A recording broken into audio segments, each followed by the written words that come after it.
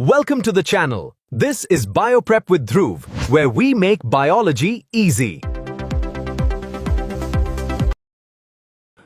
Hello everyone, आज की video के अंदर हम बात करने वाले हैं हिस्ट्री ऑफ माइक्रोबायोलॉजी के बारे में, जिसके अंदर हम मेनली दो साइंटिस्ट के बारे में बात करेंगे, जो कि है रॉबर्ट हुक और एंटोनी वन ल्यूवेनहॉक। तो जल्दी से शुरू करते हैं। फर्स्ट पॉइंट जो कि है discovery of cell, Robert Hooke in 1665। Microbiology की हिस्ट्री से पहले हम जानेंगे कि एग्जैक्टली सेल क्या होता है। तो ये लेवल पे आपको पता ही होगा कि सेल क्या है, बेसिक यूनिट ऑफ लाइफ है।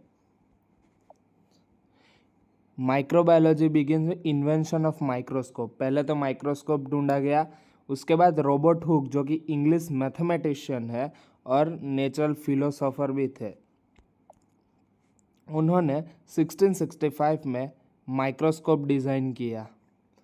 Hook observe thin slice of cork. Cork मतलब जो अपना ट्री का बार्क होता है, उसकी स्लाइस करके उसको ऑब्जर्व किया।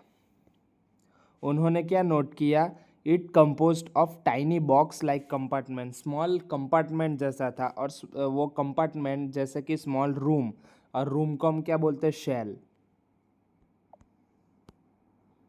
उन्होंने ये बुक के अंदर उसको मेंशन किया माइक्रोग्राफिया में। He published a findings in a landmark book Micrographia. So इसका सिग्निफिकेंस क्या हुआ? एक्चुअली हुक क्या देख रहे थे, death plant cell wall. Plant cell wall को देख रहे थे, बट वो टाइम पे उनको पता नहीं था। ये डिस्कवरी के बाद फाउंडेशन हुआ सेल थियरी का, और फर्दर बायोलॉजी में अपग्रेडेशन हुआ। नेक्स्ट स्टेप था father of microbiology Antonie van Leeuwenhoek in 1670s। Dutch scientist थे एंटोनी वन ल्यूवेनहॉक, जिन्होंने फर्स्ट टाइम किसी लिविंग और मूविंग माइक्रोब्स को देखा माइक्रोस्कोप के अंदर। क्या किया उन्होंने, Leeuwenhoek create a simple single cell microscope, single lens microscope बनाया।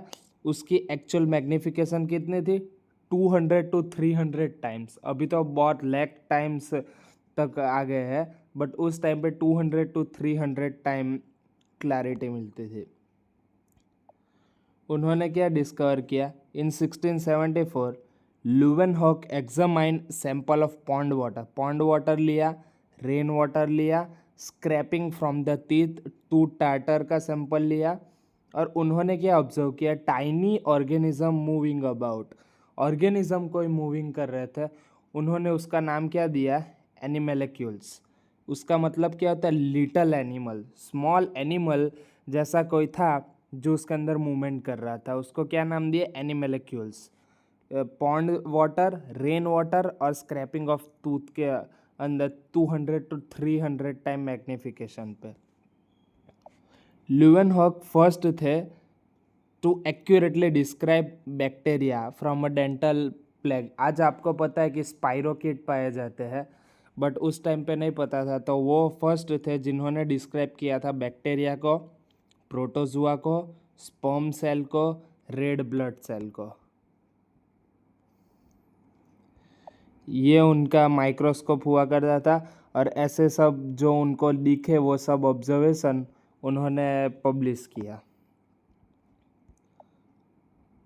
उन्होंने हंड्रेड्स ऑफ लेटर लिखे royal society of London detailing his observation and record, जो कि फाउंडेशन बने for the science of microbiology. Okay, further आगे बढ़े तो एराज इन microbiology. तो उसके बाद ये डिस्कवरी के बाद माइक्रोबायोलॉजी की स्टार्टिंग हुई, और माइक्रोबायोलॉजी में भी एराज आने शुरू हुए। तो उसमें फर्स्ट एरा कौन सा था, spontaneous generation versus biogenesis theory. इसको ए बायोजेनेसिस थियरी बोलते हैं।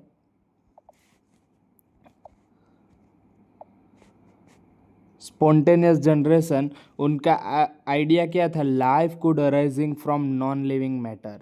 उनका मानना था कि लाइफ जो है वो नॉन लिविंग थिंग से अराइज होती है, बट बहुत सारे साइंटिस्ट ये मानते थे कि प्री एग्जिस्टिंग सेल से लाइफ आती है।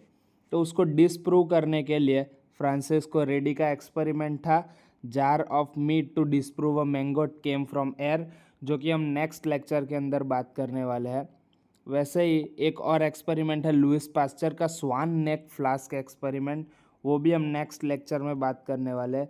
ये सब साइंटिस्ट थे जो मानते थे कि स्पॉन्टेनियस जनरेशन थियरी काम करती है, मतलब कि लाइफ नॉन लिविंग ऑब्जेक्ट से जन्म लेती है। नेक्स्ट एरा आया जो कि है golden age of microbiology.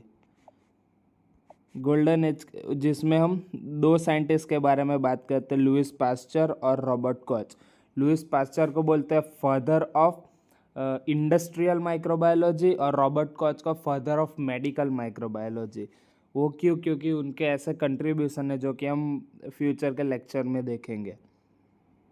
Pasteur developed pasteurization to kill a spoilage of microbe, create a vaccine for rabies, anthrax and germ theory of disease दिया था उन्होंने।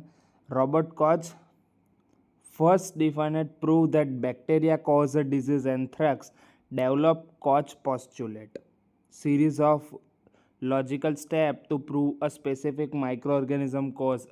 उन्होंने कॉच postulates दिए थे जो हमको बताते हैं कि कौन से माइक्रो ऑर्गेनिज्म ने डिजीज की है। लास्ट जो कि अभी का है modern era, antibiotics and genetics. Alexander Fleming, आपको नाम पता ही होगा, discover penicillin, a wound drug, एक फंजाई है पेनिसिलिन, उसके अंदर से हमें ऐसा कंपाउंड मिला पेनिसिलिन जो बैक्टीरिया की ग्रोथ को इनहिबिट करता है, act as a antibiotic. Further आया molecular microbiology, discovery of DNA structure, ability to sequence microbial genome leads to modern biotechnology, genetic engineering mean CRISPR Cas and advance immunology. ये अभी का modern microbiology है जो कि antibiotic और genetics पे चलता है।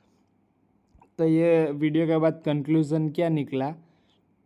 हुक्स ने सेल दिया, सेल की खोज की, उसके बाद लुवेनहॉक ने एनिमोलिक्यूलस दिया, हिस्ट्री ऑफ माइक्रोबायोलॉजी आगे बढ़ता रहा वही।